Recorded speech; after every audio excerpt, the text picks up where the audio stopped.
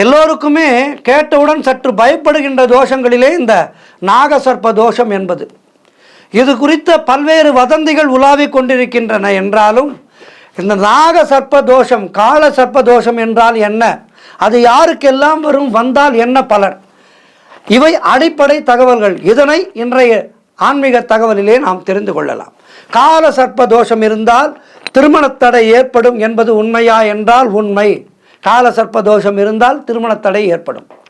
ராகுவுக்கும் கேதுவுக்கும் இடையிலே கிரகங்கள் இருந்தால் அவை கால சர்ப்ப தோஷம் எனப்படும். இதிலே ராகு என்பது காலனையும் கேது என்பது சர்ப்பத்தையும் குறிக்கின்றது.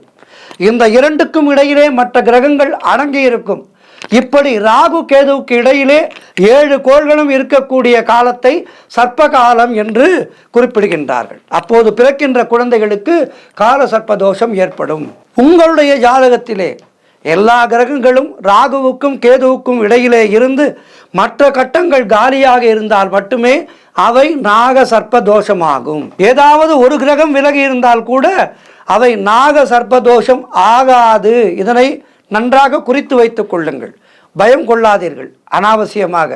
இவற்றிலே கிரகங்கள் அமையும் தன்மையை பொறுத்துத்தான் கால சர்ப்ப தோஷம் பல வகைகளாக பிரிக்கின்றார்கள். அதற்கு பலன்களும் இருக்கின்றது.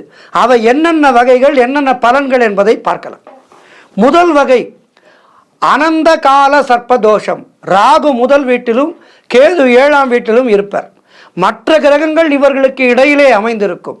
அதாவது முதலாவதும் கடைசியுமாக ராகு கேது இருந்தால் அதற்கு பெயர் ஆனந்த கால சர்ப்ப தோஷம்.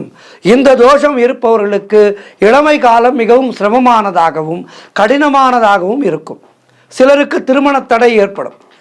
அதன் காரணமாக வாழ்க்கை அமைதியாய் அமைந்திடும். அதன் பிறகான வாழ்க்கை அமைதியாய் ஆனந்தமாய் அமைந்திடும். அதாவது முன்பாதி கஷ்டம், பின்பாதி நலம். 2வது வீட்டிலே ராகு மற்றும் கேது 8ஆம் வீட்டிலே இருந்தால் அதற்கு குளிகை கால சர்ப்பதோஷம் என்று பெயர். இவர்களுக்கு பூர்வீக சொத்து நிலைக்காது. தொடர்ந்து உடல்நிலையிலே ஏதேனும் பிரச்சனைகள் இருந்து கொண்டே இருக்கும். 32 வயதுக்கு மேல்தான் நன்மைகள் நடக்கும்.